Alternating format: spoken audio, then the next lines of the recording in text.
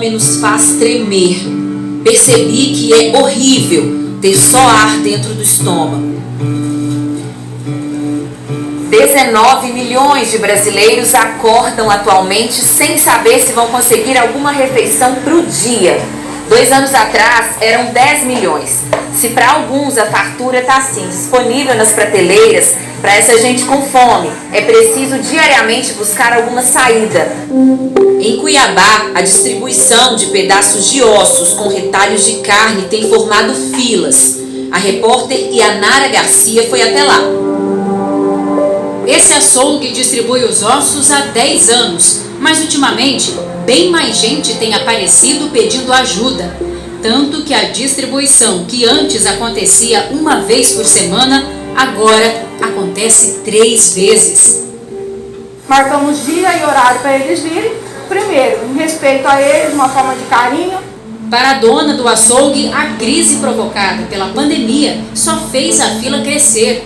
Tem gente que pega o ossinho e já come cru mesmo ali. A Liliane vem aqui toda semana. Eu e meu marido, a gente trabalha no lixão de Cuiabá. A gente é catadores de materiais recicláveis. Ela mora numa ocupação, tem medo de ser despejada e não ter para onde ir com os 3 filhos.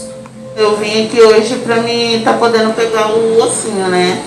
Porque inclusive o que eu peguei semana passada não dá para a semana inteira. Sem esse ossinho, você acha que sua família passaria fome? Passaria sim, porque eu já passei fome com meus filhos. Então eu sei tanto que é doído, entendeu? As vizinhas Eliana e Janaína estão na fila pela primeira vez. As duas são mães solo, estão desempregadas e vivem do auxílio emergencial do governo federal. Eu trabalhava no shopping popular, eu trabalhava na limpeza do shopping popular. Aí como eu tinha 5 meses só lá, eles acabaram me mandando embora por causa da pandemia, né? Com 4 filhos cada, os R$ 375 do auxílio não dão para o mês todo. Antigamente com R$10 comprava uma carne moída, dava para o almoço e janta. Você vai comprar uma carne moída, dá na lemada para o almoço. Quando a porta do açougue abre, as pessoas se aglomeram, com medo de ficar sem o ossinho. Mas Eliana e Janaína chegaram cedo e saem com os seus pacotes. O ossinho, na verdade, são pedaços de ossos que sobram da desossa do boi e ficam com um pouco de carne, gordura e cartilagem. Aqui em Cuiabá é usado para cozinhar no feijão, no caldo de mandioca. O ossinho é o corte bovino mais barato que tem nos açougues. Os ossos vão dar uma encorpada num caldo de feijão que Eliana e Janaína preparam juntas.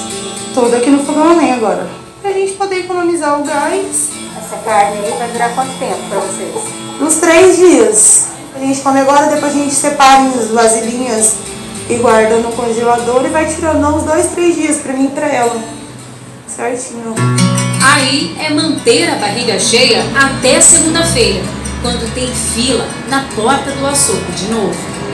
Desde o início da pandemia, o arroz ficou 56% mais caro e o preço do feijão preto aumentou 71%. Por isso, assim como em Cuiabá o ossinho precisou entrar no prato, em outros lugares do Brasil a combinação de arroz e feijão está precisando ser adaptada. Uma saída são os grãos de segunda linha, como o arroz fragmentado e o feijão bandinha, que vem quebrados e com mais impureza. O consumo de arroz fragmentado é regulado pelo Ministério da Agricultura. Ele não pode ter mais de 5% de impurezas e matérias estranhas. O feijão bandinha é o que perdeu a casca e se partiu. De acordo com o Ministério da Agricultura, o feijão não pode ter mais de 6% de impurezas e matérias estranhas e é proibida a comercialização de feijão com insetos vivos. Em termos de aparência, podem ter mais quebrados ali no pacote, o que não compromete a saúde em função disso. O valor nutricional entre os grãos fragmentados ou quebrados, sejam de arroz ou de feijão, comparados aos dos feijões ou arrozes inteiros, é o mesmo, praticamente não há diferença. A alimentação não pode ser considerada como ração. Se a partir da alimentação já se oferece esse nível de desigualdade, né, essas pessoas estão sendo humilhadas. Elas precisam aceitar para a sua sobrevivência, mas elas não estão com a dignidade delas reconhecida.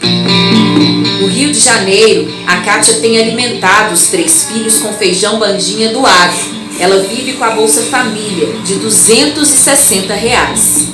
Esse feijão foi firma aqui de Deus. Que eu falei, nossa, tem feijão. Aí ela falou assim, tem 2 quilos de feijão aqui. Ela foi e me deu, de bandinha. E o que é o feijão bandinha? É um feijão que você congela de nossa cor. Ele não é Inteiro. E tem alguma diferença? um pouquinho, não é muito bom não. O feijão bandinha, acho que deve dar uns R$3, uns 3, R$4. O outro tá R$8. R$5 de diferença num pacote de feijão, você faz o que com esse dinheiro? O leite que ela quer. Aqui, ó. Adora beber o leite. A culpa não é da pandemia. A pandemia ela vem para agravar um problema que já vinha numa escalada desde 2016, no mínimo. Não há incentivo da forma necessária para que os pequenos produtores e até os grandes produtores mantenham produções de arroz e feijão, porque falta produto e o preço aumenta. E a população passa a ter que recorrer a alimentos de segunda linha, né? O que vai sair de almoço aí, Kátia? Arroz, feijão e ovo. Tem quanto tempo que você está vivendo só com o que tem? Vou te falar, deve ter 1 ano já, 1 ano e pouco. Deve viver mais, sobreviver. Tu sobrevive. Porque viver, o que viver uma vida melhorzinha.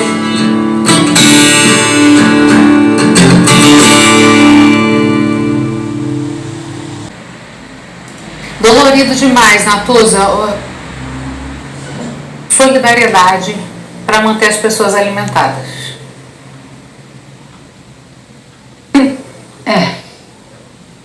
É difícil. É a chuva de realidade que cai sobre a cabeça da gente. A gente precisa falar desses assuntos porque são essas pessoas que estão precisando comer e fazer essas crianças crescerem no meio desse país. É isso que acontece com a maior parte da nossa população, não só no Rio de Janeiro, mas em boa parte desse país, Natuza. E a gente não vai dar certo, Cecília. Não tem como o Brasil não dar certo se essas pessoas não tiverem trabalho, se elas não poderem ter o mínimo de dignidade, que é a condição de alimentar os seus filhos. E elas já não têm muito futuro, porque não têm educação, não tiveram acesso à educação, ou não tiveram condição, tiveram que trabalhar muito cedo. E o sonho desses brasileiros, dessas brasileiras, é que os seus filhos tenham condição para isso. Mas eles, até esse momento, parecem condenados a ter o mesmo futuro que seus pais tiveram. Então é muito dolorido assistir uma reportagem como essa e saber que lá em Brasília tem muita gente que nem vê isso, que nunca foi a um desses lugares. E esses lugares não estão distantes, estão logo ali perto de Brasília. Tem casos, centenas de milhares de casos, exatamente como esse, em favelas no entorno de Brasília. Eles não vão, eles não sabem o que é pobreza. Um dia, nunca me esqueço desse dia, era 2019, por volta de setembro, estava em Brasília e fui encontrar o ministro Paulo Guedes. E aí nessa conversa eu disse, ministro, num hospital público lá de Recife, uma fonte tinha me dado essa informação. Lá de Recife aumentou muito a entrada e internação de pessoas queimadas. Aí ele não entendeu muito o que eu estava dizendo, disse assim, o botijão que já estava caro, e naquele momento, eu não me lembro se estava 70, 80 reais ou 60, não tenho memória mais do valor do botijão. Está muito caro, as pessoas não conseguem, então elas pegam madeira, acendem um fogo, e para acender o fogo elas precisam usar o álcool caseiro. E aí o álcool, ele gera uma chama azul, que muitas vezes é uma chama que você não consegue ver. Aí eles riscam o fósforo de novo, e quando eles riscam o fósforo, a chama vem.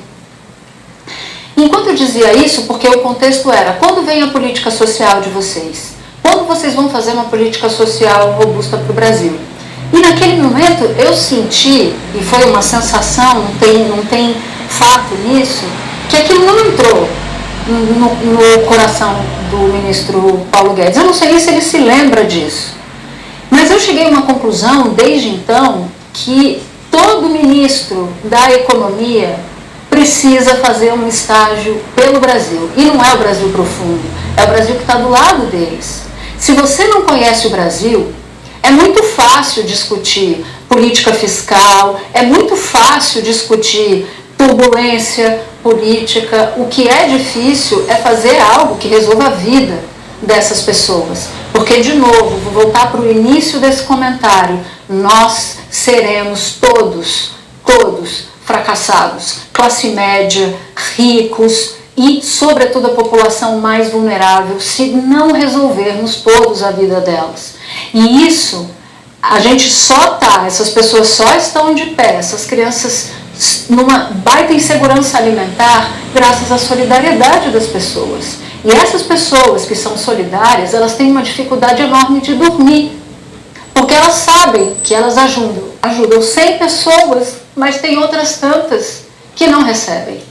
Então é muito difícil, e toda vez que eu observo e que eu me deparo com isso, eu penso num propósito que eu tenho como jornalista, que é exigir, cobrar e criticar essas autoridades para que elas tenham consciência de que elas não podem dormir tranquilas enquanto a família do Romário vive isso. E um ponto importante, queria dar os parabéns para a Bárbara Carvalho de ter feito essa reportagem. E hoje cedo ela me ligou pedindo para que eu comentasse. E para nós que assistimos, é muito duro.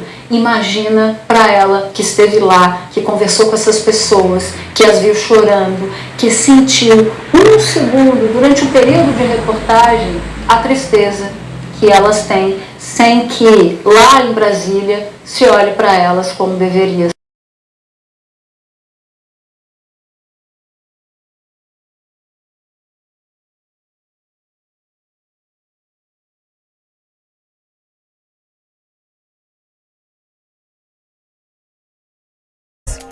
Eu vou ler 3 aqui dos títulos mais recentes das reportagens do Lúcio Vaz.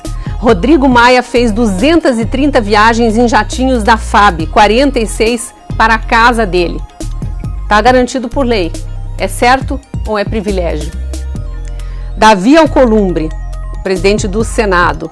Viagens de Alcolumbre custam R$840 mil em diárias e passagens para assessores. Aqui o privilégio foi não só para ele, mas também para assessores. Todas as vezes que viajou, levou vários assessores. Está garantido por lei, mas deveria? Mais uma apuração do Lúcio Vaz. Mesmo preso, Lula tinha seguranças e motoristas. A equipe dele custou R$1 milhão ao erário só enquanto o ex-presidente estava preso. Mais privilégios que não deveriam existir. Aliás, os ex-presidentes da República têm direito a uma série de privilégios, inclusive Collor e Dilma, que sofreram impeachment, e o próprio Lula, que esteve preso, como eu mencionei agora há pouco. Eles têm direito a assessor de imprensa, seguranças, motoristas, carros particulares, direito a passagens e até a passagens para os assessores viajarem com eles, diárias de viagem, uma série de privilégios. E eu vou ler só mais um título de uma reportagem feita pelo Lúcio Vaz, com apuração lá de Brasília.